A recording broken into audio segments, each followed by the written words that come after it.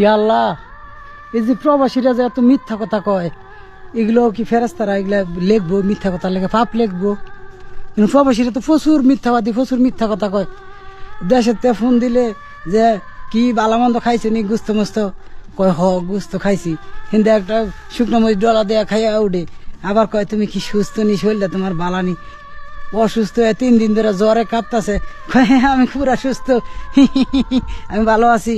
এই যে এরকম হাজার হাজার হাজার হাজার হাজার হাজার মিশা কথা কয়, পরে এইটা কি পাপ লেখবা আল্লাহ তুমি?